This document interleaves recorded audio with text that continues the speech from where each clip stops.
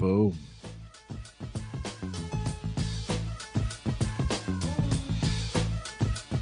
Get down with D&D. Yeah, you know me. Get down with D&D. Yeah, you know me. Get down with D&D. Yeah, you know me. Who's down with D&D? This whole party. Down with D&D. Yeah, you know me. You down with D&D? Yeah, you know me. I'm down with D&D. Yeah, you know me. Who's down with D&D? This whole party. Welcome to Down with D&D. This is Shawn Merwin, and today is a big day here at Down with D&D because I have an important announcement to make. A little while ago, I asked, there are changes coming to the show, so what would you like to see different about the show? And one of the responses we got was more Teos Abadia, and I listened to that. I thought that was darn good advice. So I would like to introduce to you the new co-host for Down with D&D, Mr. Teos Abadia. Hey, Shawn, and folks out there, thank you very, very much. I'm really very incredibly thankful. This is really great. This has been I'm not kidding at all. This is by far my favorite podcast to listen to. And through the years, I've listened to every single one of these. So I'm very thankful. And Shawn, you've always been an incredible mentor and friend. And, you know, Chris and you sharing knowledges and insights of the years to be a part of this. It's really, really a wonderful opportunity. Thank you. Well, you know, now we have a chance to hate each other after we do a few of these. So we got that to look forward to. But, you know, I am super excited to have you join me. It is great, always great to talk D&D with you, whether it be the industry or mechanics or games or adventures. So I'm looking forward to all the knowledge that we can throw at people, and we'll see if any of it sticks. Awesome. Thank you. All right. So for the time being, we are going to go back to a format that's worked well for us over the years. We're going to open the show with some announcements and some news. And then for the second 2/3 of the show, we're going to cover some topic. And today we are going to start with the topic that Teos wanted to do that was most interesting to me, which is traps. And using them and running them as a DM and dealing with them as a player and so on. But before we get to traps, let's talk about news. And there's actually some big news coming out this week. The first is that the Wizards of the Coast is hiring a diversity and inclusivity position, senior manager for diversity, equity, and inclusion. We have a link in the show notes for that. But I wanted to get Teos's take on this. You know, Wizards has been in the news a lot for various reasons, both good and sometimes unfortunate. And I think it's important that we point out that, at least in my opinion, they have done as much as I have seen any larger corporation do in the last months and even year or so to reach out to communities to become more inclusive and diverse. Yeah, it's you know, Wizards has that the benefit and the detriment of being the strong, obvious leader in the space. I mean, sometimes they are the hobby to many people, right? And even when folks love other games, they still pay attention to what Wizards does. And sometimes look to undermine it or criticize it because, I mean, they're like the big band that everybody listens to, right? They're the target, they're the leader. And so what they do when there's pressure in the industry, when there's pressure directed directly at them, squarely at them, that is something that a lot of people watch. And there have been a number of questions as to how Wizards would respond to current events, to specific events at their company. And I mean, we're seeing a lot that they're doing, right? And it's been incremental. And every time they've done something, they've sort of said, and we're not done. We're going to be announcing more things. We're going to be doing more things. And this is the latest thing they've announced, hiring someone that reports to the VP of HR, who's going to work throughout the diversity organization that Hasbro has. I mean, Hasbro is not a small place. It has a lot of resources. Wizards is not a small company either. It has a lot of resources, a lot of things that it does. So this is a big deal. And it will be very interesting to see how this gets filled and what the person does with this position and what the company does with it.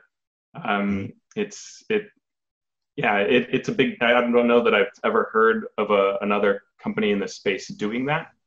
Right. And we do have some, larger players, right? We have companies that are owned by companies. We have Fantasy Flight Games type scenarios and others, and we have long-standing companies, and I've never heard of anything like this. So this is a big lead by Wizards of the Coast.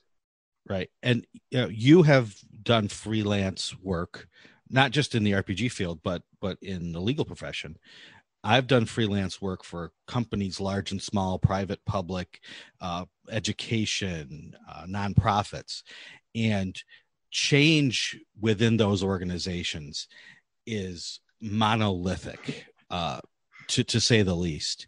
So when we see Wizards of the Coast taking these steps, and there's always the people who are decrying that it's not enough. That may be true. It may not be enough, but it is generally better than other things I've seen taking place, over these 30 years that I've been involved in the business world. This, for Wizards as a company, is lightning fast. Like the speed they've moved on diversity this last 2 months has been the fastest I've seen them respond on anything. Right. I've heard, there's an ex-Wizard employee friend of mine that once said that they felt like they would respond to an issue around the time the issue had gone away. Like that's how long it would take them to respond. Not because they didn't want to, but it would take that long internally. And many of us work at companies like this where it just takes so long to get something done. This is really lightning speed for them. Yeah. So it'll be interesting to keep an eye on the hire, assuming it happens, and what other steps come along the way. So we'll keep an eye on that. The second bit of news, the survey for the Feats is up. You can go to the Wizards site right at the front D&D page. There'll be a link for it. There's also a link in the show notes. We did cover Feats last week. Greg Marks and I looked at them. Feats not just in terms of 5th edition, but kind of Feats historically in D&D, plus a look at the new Unearthed Arcana Feats. Do you have any thoughts on any of that, Teos, that we could fit within like 5 minutes? I love the review you guys did. I also listened to Albert Soup review the Feats. And I kind of feel like these are great, and it's hard to evaluate them because the player's handbook is full of things like sharpshooter on one end, and then other feats that are weaker on the others. And if I look at like the initiate type feats that are in this article, they're stronger than like magic initiate in the player's handbook. But they're weaker than sharpshooter. So maybe this is where it should be, but they're stronger than some players' handbook feats. So I think a lot of it depends on the design, what Wizards wants to do with feats. If they want to bolster them a bit more, then these are great, full of flavor. Right. Some of them are going to be mandatory picks for, your damage dealing type of optimizing players. It's just going to be that way. My sharpshooter will be forced to take that piercer feat so I can crit on every arrow and do more damage and all sorts of madness. Yeah. I think I said to Greg, it's interesting to delve into the mechanics, but it's also interesting to step back and just look at the feats in terms of how they're being developed to show where the mindset of R&D is right now on where they want to go with the game. Do they want to bump up the power a little bit or a lot, or they have, it seems, tried to come into that middle ground between the most powerful and the most the weakest up from the player's handbook. So yeah, they were all really good. I already did the survey, put in my 2 cents, and I love the flavor. Right, Chef is excellent. I mean, feats like Crusher, even that are kind of mechanical, are really cool. They're really neat, and they bring some of that tactical play. I think I'm only disappointed by 1 or 2 of them. So.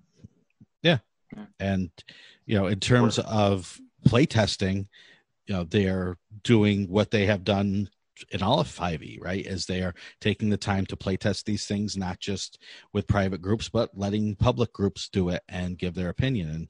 And I think that's a great sign that they haven't lost that edge for hearing what the players want and letting the players guide their design. Yeah, good point. Yep. And the last bit of news we have for this episode is a big one. Mythic Odysseys of Theros hits the shelves of your favorite local friendly gaming store, on your digital marketplace, or anywhere else you buy your books. So what is the Mythic Odysseys of Theros?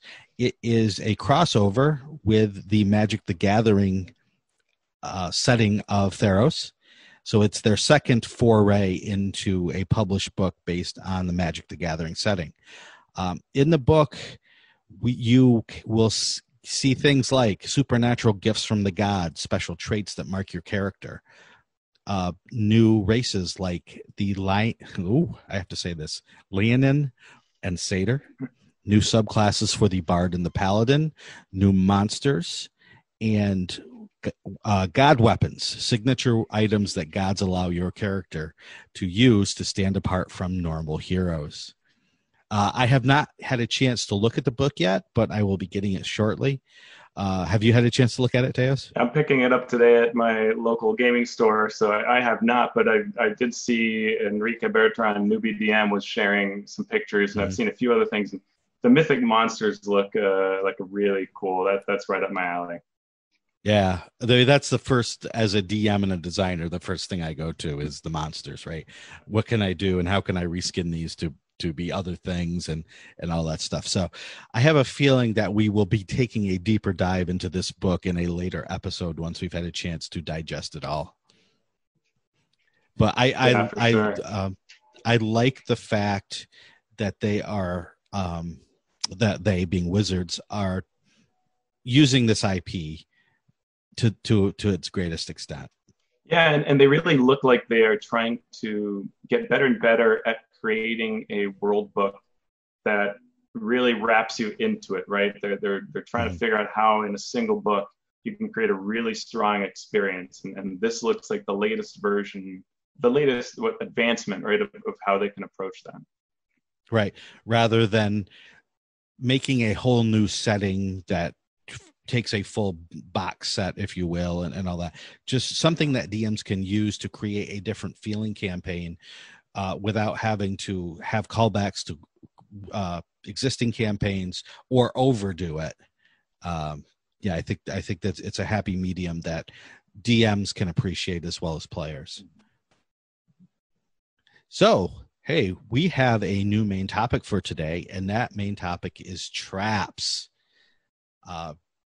Traps are hard, I think. And it's something that I struggle with as a designer, to make fun and flavorful and meaningful. And so I think it's a great topic. What's your general take on traps in D&D? So I love them. I love creating them. I love experiencing them as a player. I love besting them as a player. I love putting them in adventures. I'm a huge fan of traps. And I think it's because, when I go to the well of inspiration, it's almost always going to be something Indiana Jones.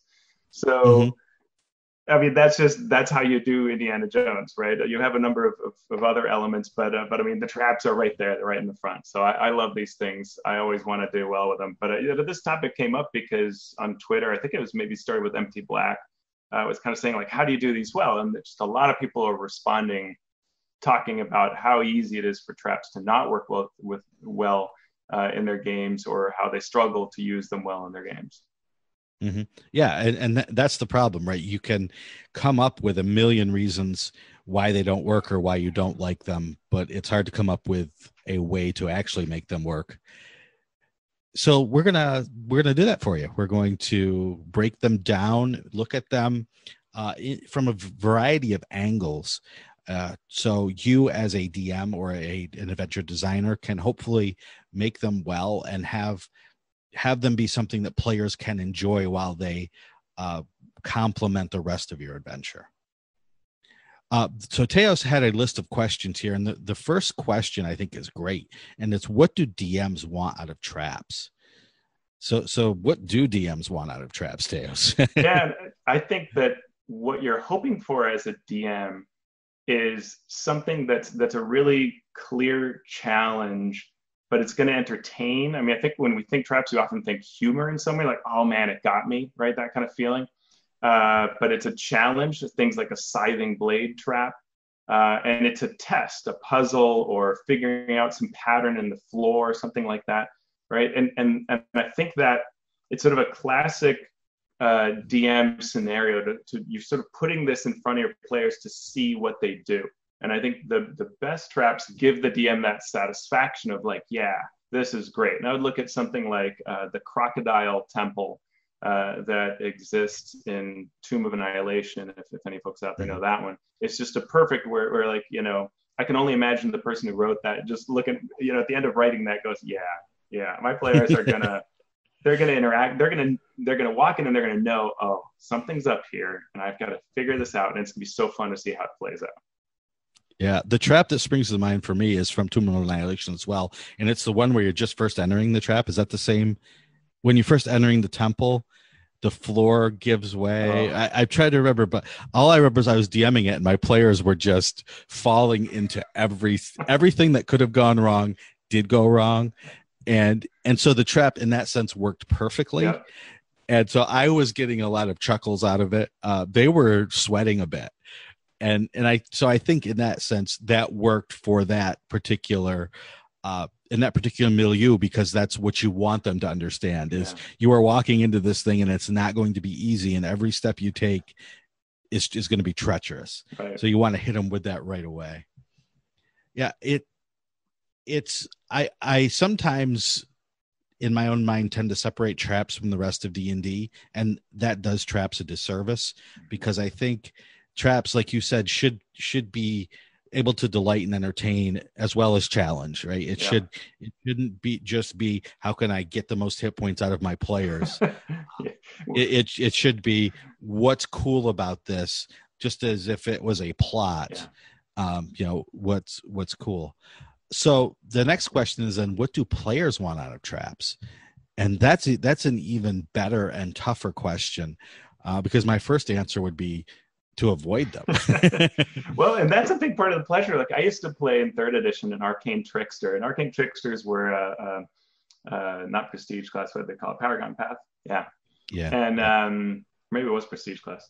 I get my editions mixed up. Yeah, so it happens. So you chose this variant of a wizard rogue multi-class, and it was great because you could use your intelligence to find traps. So you're actually really great at finding them. And I loved just finding those traps. But the best traps are ones that I could find. Like, I'd be like, there's something going on here.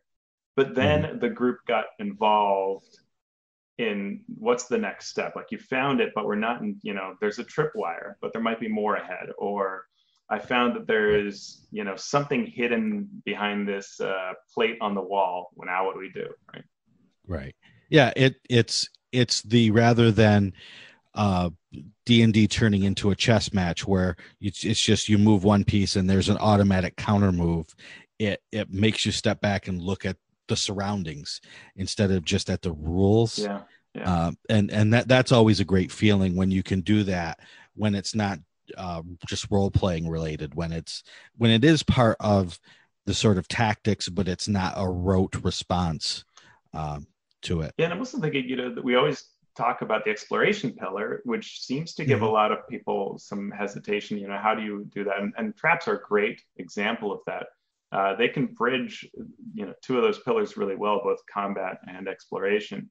But it really is one of those things where you get the table wakes up and goes, oh, there's a thing here. There's a pressure plate, or there's some strange, you know, webbing or whatever it is.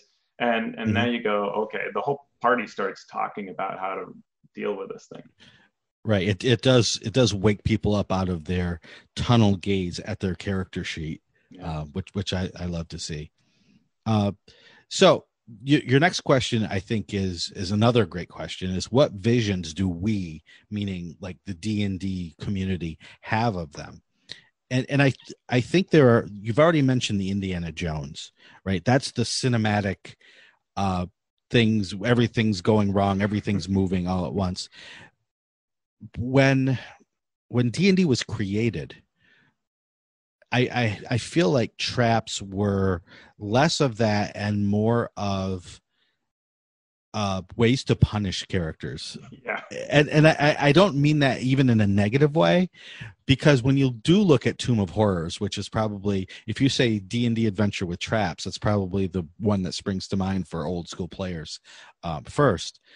That was really written as a punishment for players who were thinking they were getting too big for their britches and using the same old responses over and over and over again to deal with problems. So, when you see a hole in the wall and you stick your head in and your head doesn't come out with the rest of your body, You have problems. that is a different kind of trap than the Indiana Jones cinematic trap, right? And even that that there was an old series that has, I don't know, somehow been kept alive over the many years, but Grimtooth's Traps, right? With many books that were called Grimtooth's Traps, 1, 2, 3, and on. And they were those kinds of traps that would be like, you think you're solving it, but you just made it worse, right? Like almost like a Rube Goldberg, this leads to that, leads to the other. And before you know it, you're all in an acid pit and you've closed the top of the pit on yourself and you've dumped the monster in. And those are amusing to read. But I don't know that players really want to deal with that, right? Like that's maybe a little too much. Right. Yeah. It's gotcha territory. Yeah, and we'll talk about the gotcha traps later. So traps then, as part of the game, I think serve a variety of roles.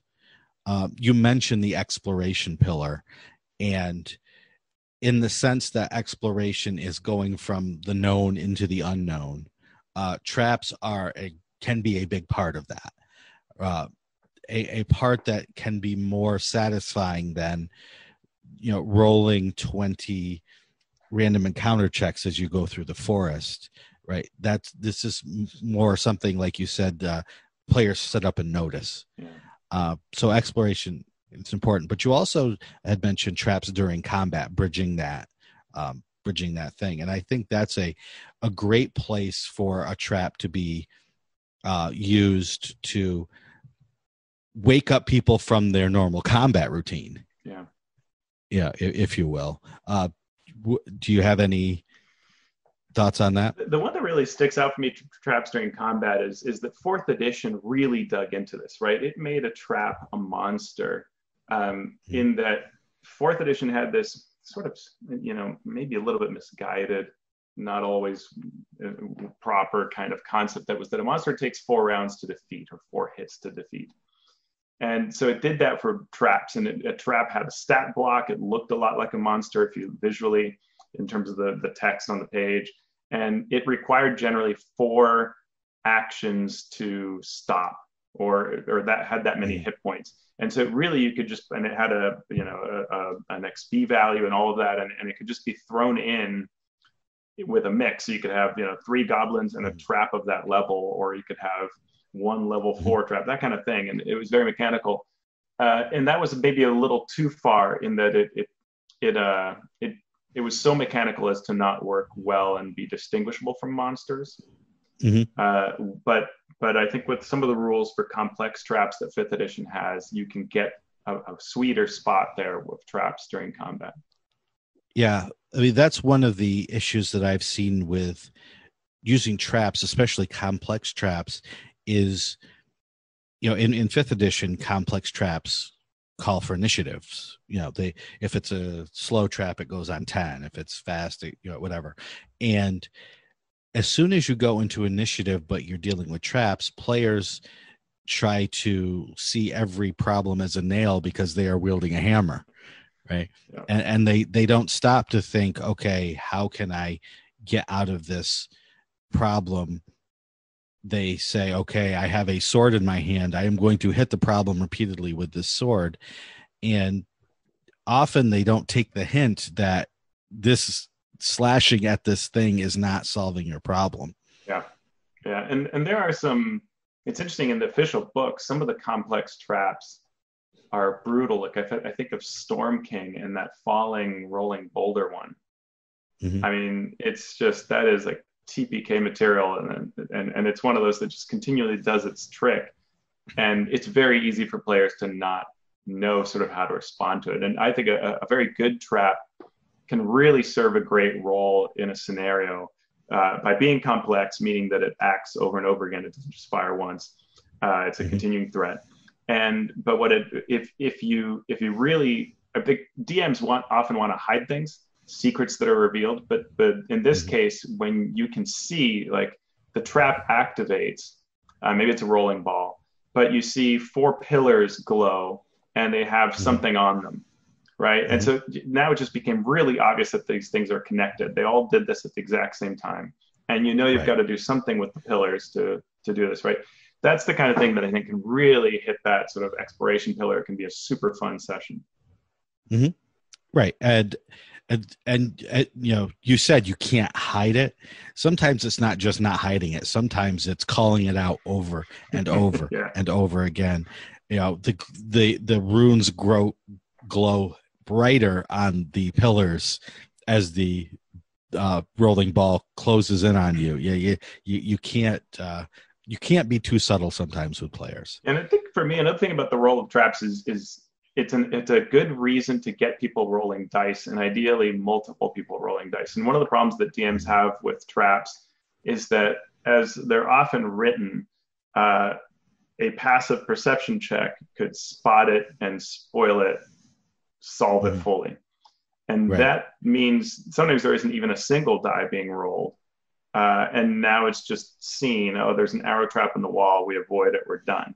And so I think you want to, unless that's your point, to maybe, like, that's a great thing to put at the beginning of a dungeon, so you know there are traps in there, right? And that's all it is. It's like an advertisement campaign. And now there are people sitting on the edge of the seat because there's probably going to be more traps and they'll probably get harder.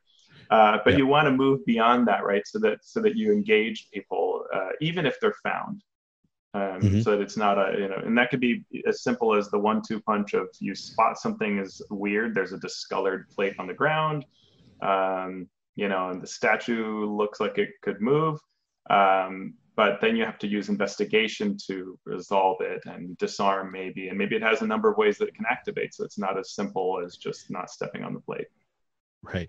And I think there's a fine line between having a trap that's complex that everyone can interact with and help solve versus the trap where you need to make 4 or 5 rolls just to disarm the single trap. Yeah. And that's a tough one, right? Because if you take it in one direction, it's all right, it's an arrow trap. There's a pressure plate on the floor here. Your perception finds it. Your investigation figures out what it is. Your disarm gets rid of it. That's 3 rolls for one thing that's not really all that exciting. So that's the thing you want to kind of avoid if possible. You can do it once and everyone gets involved, and then on the other side of it, if you want all those rolls, have things that go wrong or well after each of those rolls. Yeah. And that's when you are using a complex trap well, when there are drawbacks and successes for every roll that is made along the way, because then the players get the feeling that they are doing something to solve this problem. Because when you're in combat, if you hit something with your sword, so hit points are lost on the monster, you feel good about that. If you're trying to disarm a trap that takes 5 rolls to disarm and you're the 3rd roll in this long string, it doesn't feel like anything's happening. And I think that's what happened in 4th edition, is that players would do that mental math and they'd say, if I spend 4 actions disarming this trap or attacking it, but monsters are attacking me too, and they're usually a little more dangerous, I'm just going to attack the monsters. And so they would leave the trap to the end, and then often the DM would hand wave it, because at that point it's not fun to just sit there and watch the rolls. And that's so you don't want that. You want I think you want your traps to be, if you want them to be complex, then they need to be important, right? And I go to the well, my inspiration, I think of like Temple of Doom, when there's that whole thing where she has to put her hand in through this hole that's full of horrible, creeping, dangerous bugs, and grab this handle to stop the trap because it's coming in. First, they even have to find that, right? And all these different things are going off. There are spikes and the ceiling's coming down. All of that is a very cinematic pressure moment, and you've got to find that lever and then deal with these insects that are in there. That's pretty cool.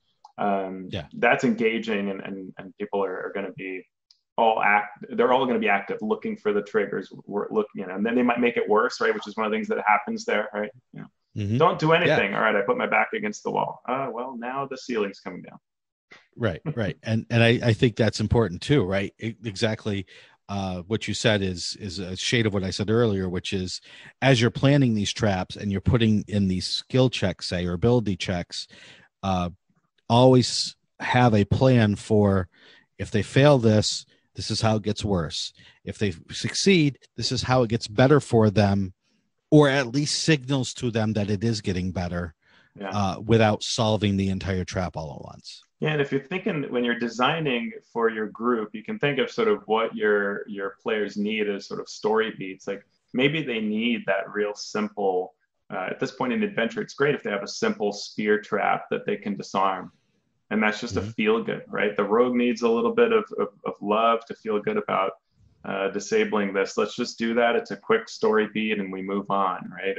Or there's a treasure chest after the fight and it's trapped and you find the poison needle and you feel good about that.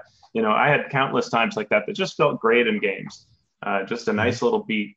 But on the other hand, if the point of the trap is to surprise and engage, then it should do that. And you want to think about your group or what the average group would be like and how that's going to play out. And that's where a series of traps or a couple of different things that make it interesting. Now it's suddenly almost unfindable, meaning that even when you find things through perception or investigation, there's still something to be done. And I recall an adventure, there was an Adventures League adventure that had a series of traps that were engaging enough that the short of it is my party ended up activating all of them, having spotted all of them. And it was just, we were all laughing. We were all having a great time because it was just like at one point, I remember the player, she rolled really well and found this pressure plate. And somehow she concluded in her mind, this was the safe spot. So she jumps on it. And another time there's a pit and they find this like weird kind of growth on the bottom of it. And they're like, just ignore it. You don't want anything to do with it. And this one player is just like, can I see the floor? No, because it's covered by this stuff. All right, I throw a torch down there, right? And it's that mold that grows with fire. Oh, that grows when it gets heat. Yeah. And it was just, every trap they triggered it. And we laughed so hard. It was great. It was just fantastic. Yeah. And, part of the overarching thing we're talking about here is D&D always has this friction between itself as a game and as a narrative device, right? And we're here with traps now, and the traps are part of that conversation, part of that friction, because they can be such a fun narrative cinematic thing, but they're also this mechanical thing, and you want to strike that balance between the two. Do you want to talk about making traps fit the plot for a second? Yeah. So if we think about something like, all right, you're in Baldur's Gate and you are, for some reason, going into this noble's household, their bedroom should not have a scything blade trap. Probably. Depend on, some nobles might have that, but I was going to say, but Henry VIII, maybe, yeah. But in general, we want it to fit the situation, right? When Indiana Jones goes into that temple in the first movie in Raiders, we buy into that whole thing, right? All of the it's of course insane, like this would never happen, but in the fantasy type world, this fits. We know it's a trap-filled corridor. We know that we're going to get countless of these, and we can even perhaps guess ahead that we're going to see some of them twice. And that's what makes it so rewarding and awesome, and it fits like that.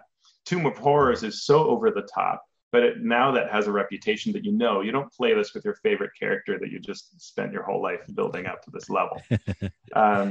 And Tomb of Annihilation is called that for a reason. So yeah, you want it to fit, right? Kobolds are going to have certain types of traps, not others. Right. But a devious, lich like a Sararak is going to have entirely different traps. And so you want it to fit the situation that's there. Yeah. I think that's great advice. That's something that I should record and play for myself as I write, because I have the horrible tendency to do that, to think of a cool trap and not take the step back to say, does this really work plot wise here? And I'm not talking about something simple like don't put traps where all the creatures are going to walk. I'm I'm talking more about what Teos is saying. You know, Sararak is not going to use mechanical traps. He's going to use magical traps. Whereas kobolds are going to use whatever, or goblins are going to use whatever is on hand. Deadfalls. Scorpion-filled bottles that swing down at you, things like that. And that's great if you can do that. Like that's such a great, scorpions, in like baskets and bottles. It's just like that drives home that narrative, right? It really, we are fighting scrappy kobolds that do this sort of stuff to us, and they don't have to do a whole lot of damage, but there could maybe be a lot of them, right? To where you're shaking your fist going like, oh, these kobolds. Right. Every 5 feet there's something flying at you, and it's usually when you're trying to do something else that's dangerous or that takes your attention. So I wanted to touch for just a minute on the actual rules for traps. Do you want to talk for a second about where, in what books the traps have been discussed and what that has meant for the evolution of 5e? Yeah, so 5e has in chapter 5, it has a section on traps. This includes sample traps. It talks about complex traps a bit.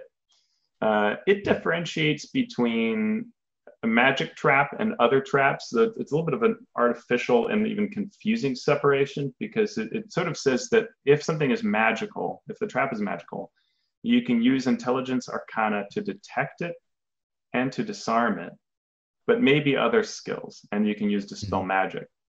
And that creates a sort of very, it could be a gotcha, or it can be confusing to folks. What should I do if I have like a glyph of warding? Should it be visible? Should it be something that perception or investigation captures, or should it only be intelligence arcana? And it's sort of a little bit up in the air with some of these types of magical traps, but that's where, again, you want to think about the experience and how to craft a good experience with it, but you have that latitude to use other skills.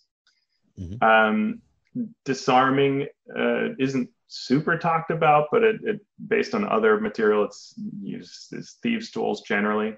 But you can use other types of tools, and that can be fun to use different tools than thieves' tools. It does mention that you can usually use wisdom perception to see a trap, that most traps can be seen. There's something there that you could perceive. And it may require, the rules do say, may require an intelligence investigation check to deduce what to do with what you see. So even in that first book, that idea is there. Jeremy Crawford has shared some thoughts around how passive perceptions play in, which can make it very easy to find traps. So that's just something that you have to keep in mind. If you want to use that option, then make your traps work accordingly. I know just as many DMs that don't use that approach and who will often require only intelligence investigation to find a trap. So, there's a lot of breadth there in how to approach it.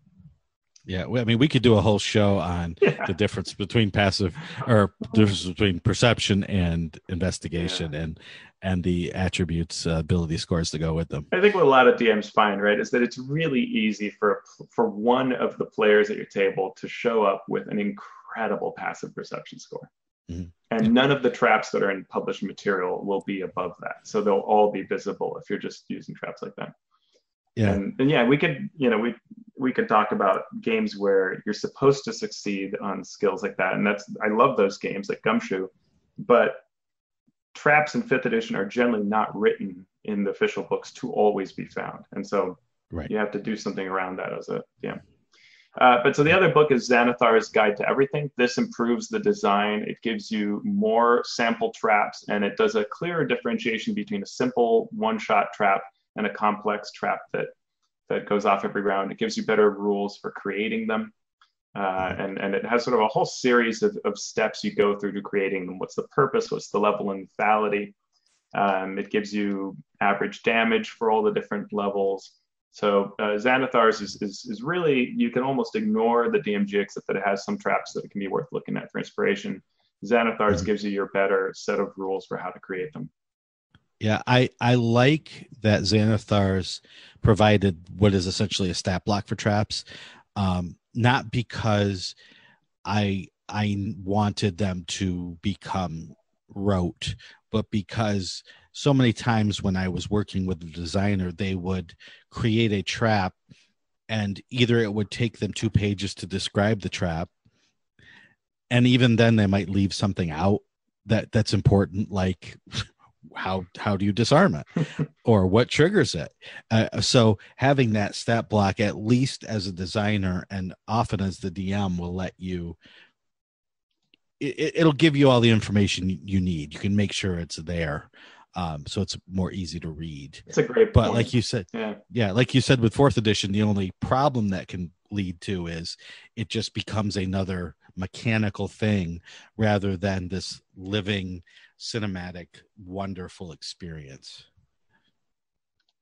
Yeah, you mentioned that experience, and I'm thinking of when I ran middle school kids through Acquisitions Incorporated, and in that first cave complex that you wrote up, there's a trap that can turn you, I think it's purple. Yeah. Purple or green? It's green, yeah. And so, just, that's all the trap does, is it releases this dye that colors you for about a month, I think it is. And that was so much fun for these players. Like, they laughed about that, and the player would be like, "Am I still green?" And you're like, "Yeah, you're still," a few days later, "Yeah, you're still green." A couple of days pass, "Am I still green?" "Yeah, you are." And NPCs remark on it, and it's like, all it did was just apply a color, but it was genius. It really made it for a fun experience and a lasting experience. And the ones who avoided it thought, and then there are a number, all the traps in there are very fun to play with. Yeah, I am actually running that right now for a group, and we're just getting to that point where they're going to run into those traps. So I'll have to keep an eye on that. But yeah, I mean, they don't have to be lethal, right? They can be alarm traps. Yeah, are there just to raise the alarm for the monsters in the lair. So all of those things and sometimes the players are most enraged in a good way by those traps. Not that they do damage, but that they got right. Yeah. You're now hanging upside down in the forest. It's not doing any damage. People can cut you down. It's not a big deal, but you got caught. Yeah, it's a great point. Yeah, or you can imagine something that if you press on a plate, like maybe like these cardboard cutouts of goblins, sort of stand up at the far end, but they're in the shadows, and so you think there's some bad guys that have just arrived or something like that. Like just things like that are amusing and confounding and don't have a huge effect, but they're very story heavy, right? Big story impact. Yeah. One of the things I wanted to mention, and I only thought of this based on your notes, was, if a group does bypass a trap completely, which will happen at some point, but it's something cool that they would like to see, you can do one of two things. A, have something else run into it while they can watch. Have some monster or some critter, a giant rat, comes up the corridor that you just bypassed and sets off this trap. Watch what happens to the rat. You don't want to take several minutes to do it. You want it to be quick, but you want them to see what happened, because not only might it be cool cinematically, it might be providing information that is needed later about, it's a fire trap. This creature whose lair you in is going to be a fire creature, that sort of thing. The other thing you can do is do a complete 2 years later, this other party is coming up this corridor, and here's what happens to them, just for fun, just to tell a story that's not involving those characters, but they get to see it. One thing you could do too is something like, you did such a good job disarming it that you can bypass it but leave it active. Do you want to do that? Right. And then you can have that possibility that. Yep. True. So in terms of designing traps or dealing with traps, is there anything else you wanted to mention, especially for DMs or adventure designers to think about? My biggest tip for things like this is read lots of what others have done and make notes. When you see an awesome trap, stop and throw it in a file somewhere or make a reference to it, because they're great for a reason, right? If you look like that crocodile tomb in Tomb of Annihilation, there's some real genius behind it. And so think about what elements resonate. For me, it's things like actions matter and they have consequences. It's rewarding. Like you're talking about something you were saying earlier reminded me of a trap that I made for Dungeon of Doom for Dwarven Forge, where halfway through this trap-filled corridor, you find the treasure on someone who died in the trap before. And so it sort of takes springing some traps to get that reward, and it pauses things a bit and gives you something back, right? So establishing that kind of narrative, the beats within the traps themselves makes them fun experiences. Yeah, and my big tip is when you do design a trap, even if it is a simple trap, give the rest of the party something to do while the trap is being dealt with. Either make the trap something that is so bizarre that it's not something a rogue can deal with. For some reason, a druid needs to deal with this trap because it's somehow nature related, or somebody who has knowledge of cooking will see this trap because it's a stove that has been it's not a normal trap, but somebody who is proficient with cooking tools will notice, oh, that pan should not be there. Why are you using a bunt pan when you're cooking meat? I mean, that's wrong. So a classic example is in Fifth Element, right, where you have the scene at the end, and everybody has to be involved with, okay, what do I do, right? How do we activate this? Everybody take a station. So give everybody a role in the disarming or the dealing with of the trap. All right. So favorite trap you've ever written, Teos, go. That I've written, I'm really proud of the Gauntlet, which is a room that you can get in the free Dungeon of Doom adventure on the Dwarven Forge website. That is a long trap-filled corridor that is a lot of fun to run. I'm going to go with 4th edition for the Dungeon Delve book. The first level adventure has a very simple trap where the kobolds that you're dealing with pull tapestries down on top of you and restrain you. And then if you figure out what they're doing, you can do it to them. Oh, lovely. First. But that was being able to spring a trap on, turn the tables on the trap setter is great. Yeah. Yep. So with that, I want to thank everybody for listening out there. I want to thank our patrons as well. You can support our show by going to patreon.com/MMP, where you are also supporting other shows on the Misdirected Mark Network, like Phil and Senda Talking Games and the Misdirected Mark Podcast. If you can't help us monetarily, that's okay. We would love it if you could give us a review on whatever medium that you listen to us on, or give us a shout out on social media so people know that, hey, we're out here doing this podcast, and hopefully people are enjoying it. Teos, where can people find you and your work out there on the large interwebs? They can find me on Twitter at AlphaStream and my blog, alphastream.org, and I have also joined the Misdirected Mark forums. There you go.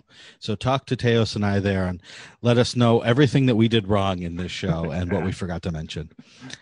You can find me on Twitter at Shawn Merwin, or also on those aforementioned forums at forums.misdirectedmark.com.